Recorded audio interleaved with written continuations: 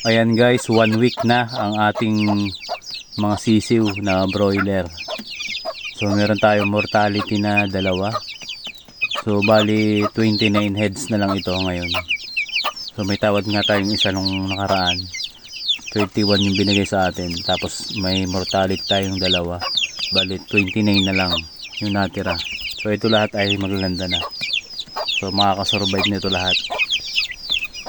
Ayan guys, binuhay natin yung ating solar para maliwanag sa video.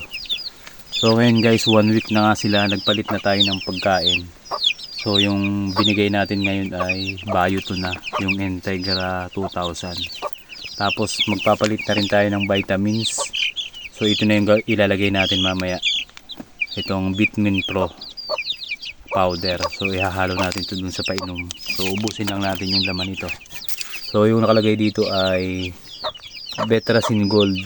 So 1 week din na Betracin Gold. Tapos after 1 week, ito na yung Vitamin Pro na. Ayan guys, ang dami niyan. So maganda na lahat. So yun, lumalabas na yung kanilang mga pakpak.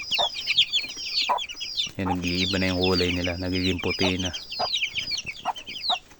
Ayan guys, makakasurvive na yan lahat.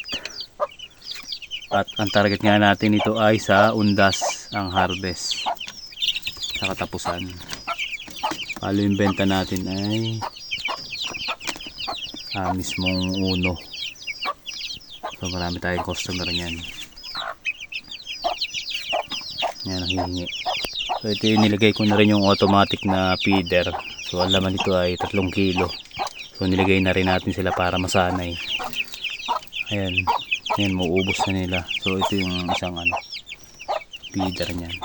So pag malaki na, lalagay na natin yung kawayan na mahaba dyan. So 2 yung ating drinker. So magdadagdag pa tayo ng isa. So bali ito nga pala yung ginagamit kong DIY na heater guys. Ayan, bali nilalagay ko to sa gabi dito. Ayan, so ang laman nito ay uling lang. Ayan yung aking DIY na heater. Tapos ito yung ilaw ko, yung solar. So naka-automatic yan. Pag alas 6 na ng gabi, kusa na yung nabubuhay. So yan lang yung ating setup dito sa ating maliit na manukan. So bali ito yung kanyang yung ng solar natin, yung panel. Ayan, nagkakarga. So sobrang init ngayon. At binuksan ko nga itong kalahati ng screen. So paggabi nilalagyan ko yun ng sako na tabing para hindi sila mampas ng hangin. Tapos yung heater kulong yung init, saka yung ilaw. So ito yung pinto natin, screen. So bali lahat screen yan, pati dito sa taas. So ginawa nating patungan ng pagkain yung itaas. Yan guys, yung setup natin ng ating manukan.